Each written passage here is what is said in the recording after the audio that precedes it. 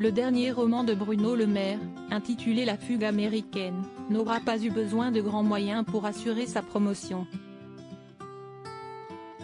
Dans l'ouvrage du ministre de l'Économie, publié le 27 avril dernier aux éditions Gallimard, figure un passage érotique qui a fait le tour des médias et des réseaux sociaux. En voici un extrait. Après mes règles, pendant 2 ou 3 jours, je suis excitée comme jamais, je mouille. Aussi étonnante la prose de l'ancien ministre de l'Agriculture soit-elle, il n'est pas premier homme même politique à avoir parlé sexualité en littérature. Édouard Philippe s'est essayé au genre érotique en 2011, dans son roman Dans l'ombre, coécrit avec son ami, le député Gilles Boyer.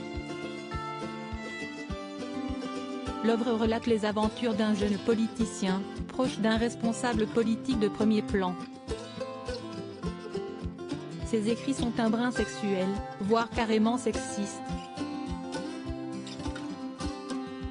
Tout le monde se demandait quel serait le premier député à pouvoir faire état de ce trophée. Voici comment le héros évoque sa maîtresse, Marilyn.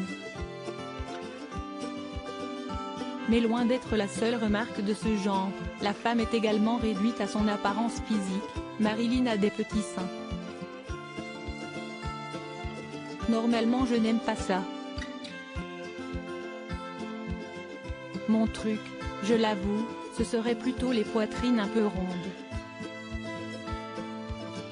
Et lorsque sa maîtresse ne veut plus de lui, le personnage principal ne rétorque qu'avec des généralités sexistes, telles qu'elles ne peuvent pas avoir envie de vous utiliser simplement pour la nuit. Du côté des femmes politiques, on revendique aussi la littérature érotique. Marlène Schiappa, ancienne secrétaire d'État à l'égalité entre les femmes et les hommes, a publié en 2010 Oser l'amour des rondes.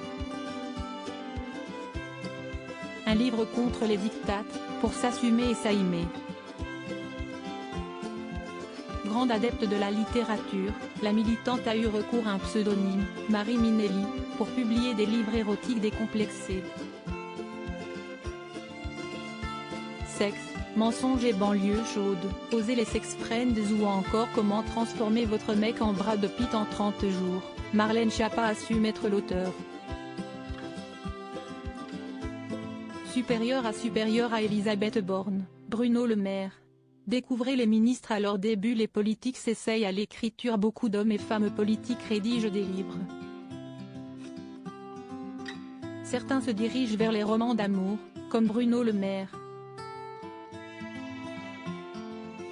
En 2014, dans une autofiction intitulée Le ministre, l'actuel ministre de l'économie y décrit une scène intime avec sa femme lors d'un voyage à Venise. D'autres racontent leur romance naissante dans un roman osé, un petit peu cochon. En effet, Emmanuel Macron s'est aussi essayé à la prose érotique. La saga des livres de politiciens continue. Cette fois-ci, Édouard Philippe ne réitère pas avec les textes érotiques. Dans Impression et lignes claires, à paraître le 7 avril chez J.C. Lattès, le maire du Havre revient sur ses années à Matignon. Ses rendez-vous secrets, ses relations avec Emmanuel Macron, ses intentions pour 2022. L'ancien Premier ministre signe son retour dans l'arène politico-médiatique. Crédit photo, Jack Tribeca.